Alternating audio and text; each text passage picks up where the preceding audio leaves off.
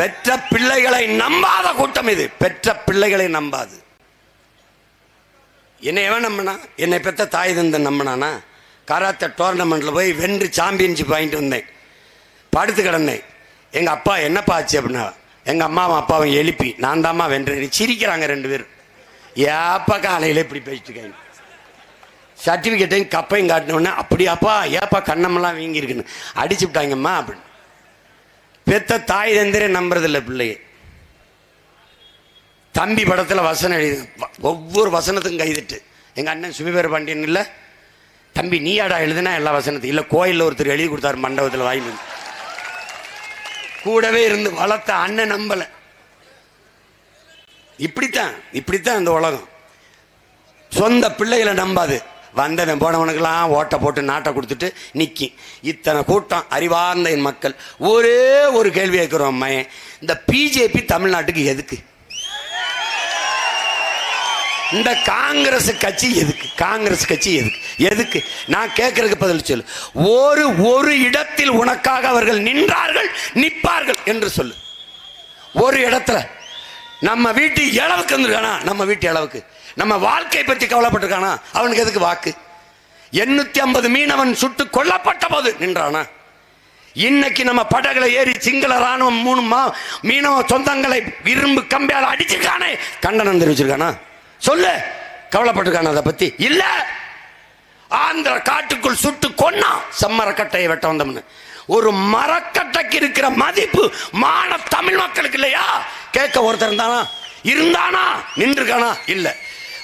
புயல் மழை வெள்ளத்தில் சிக்கி நீ தவிக்கும் போது பீகார்ல வெள்ளம் என்றால் உடனே ஹெலிகாப்டரில் பறந்து வருகிற பிரதமர், குஜராத்தில் வெள்ளம் என்றால் உடனே பறந்து வந்து பார்த்து 500 கோடியை உடனடியாக அறிவிக்கிற பிரதமர், தமிழர்கள் நாங்கள் மிதக்கும் போது ஏன் வருவதில்லை? ஏன்? தூத்துக்குடி துப்பாக்கி சூட்டில் செத்த 15 பேருக்கு ஒரு வார்த்தை செய்தி இவர்கள் பதிவு செய்தது உண்டா? சொல்லு.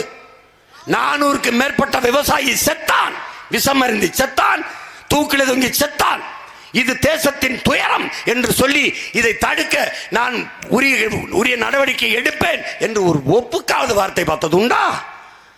செத்து 250 மீனவன் விழுந்தானே, புணமாக விழுந்த நெத்தி பொட்டில் வைக்க ஒத்த ரூபாய் நிவாரணம் இவர்கள் கொடுத்தது உண்டா? எதுக்கு அவனுக்கு ஓட்டு நீ போட போற? எதுக்கு போட போற? எதுக்கு? மான ரோசம் சூடு சொரண வெக்கம் ஏதாவது இருக்கா உனக்கு? ஒரு சொட்டு தண்ணி தர முடியாதுங்கிறான் கன்னடன் தமிழனுக்கு. அந்த நாட்டின் முதலமைச்சர், உயர்ந்த பதவியில் இருக்க முதலமைச்சர் சீதாராமையா சிவகுமார் தர முடியாது என்கிறார்கள். தம்பி அண்ணாமலையின் நிலைப்பாடு என்ன? பாரதிய ஜனதா கட்சி தமிழ்நாட்டு கட்சியினுடைய நிலைப்பாடு என்னது?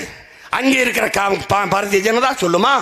மேகதாதுவில் அணை கட்டியே தீர்வேன். காங்கிரஸ் கட்டியே தீர வேண்டும் பாரதிய ஜனதா. அப்போ எதற்கு இவர்களுக்கு ஓட்டு? உன் உரிமை உன் மொழிக்காக நிற்பானா? அவனுக்கு இந்தி சமஸ்கிருதம். உன் தாய்மொழி தமிழ், உலகத்தின் மூத்த மொழி. 50,000 ஆண்டுகளுக்கு மூத்த மொழியின் மகன் நீ. அவன் 500 ஆண்டுகளை தொடாத இந்தி. ஏன் உனக்கு அந்த திமிர் வரல? உனக்கு பெருமிதம் வரல? யார் இவன்? யாரு? சிவன் யார்? முருகன் யார்? திருமால் பெருமாள் நீர் யார்? அவன் தமிழன், தமிழ் இறை. ஆண்டாள் பாடினால திருமாலை, அந்த பாசுரம் எந்த மொழியில் பாடப்பட்டது? 63 நாயன்மார்களில் எவனடா எல்லாரும் தமிழன்? யாரு வேற மொழிக்காரன்?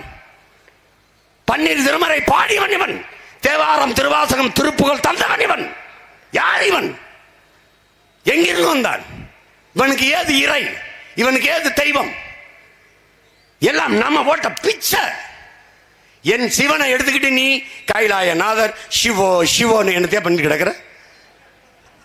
எல்லா கோயிலுக்கு வர மோடி வா, என் பழனிக்கு வா, என் திருச்செந்தூருக்கு ஒரு தடவை வா. என் பாட்ட அருண்மொழி சோழன் கட்டி வச்சிருக்கான். 1800 ஆண்டு அசையாம இருக்கு பெருவுடையார் கோயில். அது சிவன் தான். வா, ஒரு தடவை வந்து கும்பிட்டு போ. வாங்க பக்திமான்களே வாங்க. ராஜராஜ சோழன் இந்து மன்னன் என்று மட்டும் சொல்ல தெரியுதுல்ல, அவர் கட்டி அந்த கோயிலுக்குள்ள ஒரு தடவை அப்படி வந்து கும்பிட்டு போங்களேன். ஏன்? செத்து போயிடுவோம்ங்கிற பயம். இன்னைக்கு நேத்து இல்ல, இந்திரா காந்தி காலத்திலிருந்து எவனுமே உள்ள வர மாட்டான். இந்த பகுத்தறிவு திலகம் ஒருத்தர் இருந்தார், ஐயா கருணாநிதி, மஞ்சத்துண்டு மடாதிபதி. அவர் என்ன, அவர் நம்ம பாட்டனுக்கு 1000வது ஆண்டு விழா எடுத்தாரு. விழாவில் அந்த கோயில் மாதிரியே பக்கத்தில் செட்டு போட்டு, தெரியுமா இல்லையா, உள்ள போனா பதவி போயிடும், உயிர் போயிடும். இப்ப மட்டும் இருக்காங்களா? அங்க நேரடியா உள்ள போன ஒரு ஆள் யாரு தெரியுமா? ஐயாம் அந்த அந்த குருக்கள் பதறாரு. சீமான் சீமான் என்ன சீமான், நீங்க நல்ல சீமான் வந்தா பதவி போயிருமே, என்கிட்ட இருந்தா தானே போறதுக்கு. அங்கே போன ஐயோ எல்லாரும் நேர்வாசல்ல வந்து கும்பிட்டு போனா செத்து போயிடும் பயப்படணும். ஐயா இங்கே வாங்க, அது என் பாட்டனுக்கும் பகைவனுக்கும் பாட்டனுக்கும் பேரனுக்கும் அந்த பிரச்சனை கிடையாது. நீங்கள் தள்ளுங்க, நீங்கள் தள்ளிக்கிறீங்கன்ட்டு நான் மச்சி வாயா வாழ்க, நாதன் தாள் வாழ்க, இமை பொழுதும் என் நெஞ்சில் நீங்காதான் தாள் வாழ்க, கோகலி ஆண்ட குறுமனிதன் தாள் வாழ்க, ஆகமாய் நின்று அன்னிப்பான் தாள் வாழ்க, ஏகன் அனைவன் இறைவன் அடி வாழ்க வாழ்க. இதாண்டா என் மந்திரம். என்னத்தையோ ஒரு பைத்தியக்கார கூட்டத்துக்கிட்ட சிக்கிக்கிட்டு நாங்கள் படுற பாடு. ஏப்பா ஏப்பா என்னமோ இவன் எல்லாம் இவனது மாதிரியே. இந்திபடி நான் வந்த பிறகு ஒரு தடவை சொல்லி அங்கிட்டு இந்திபடி அங்கிட்டு இரு குந்தின்னு போயிடுவேன். இப்போ நீட்டு இவங்க மாதிரியா, நாங்கள் வந்தா நீட்டை ஒழிப்போம். நீட்டை கொண்டு வந்தது யாரு? கொண்டு வந்தவன் எவன்? இந்த காங்கிரஸ், இந்த திமுக. ஜிஎஸ்டி சமாளிக்க முடியாத வரிச்சுமை, தாங்க முடியாத வரிச்சுமை.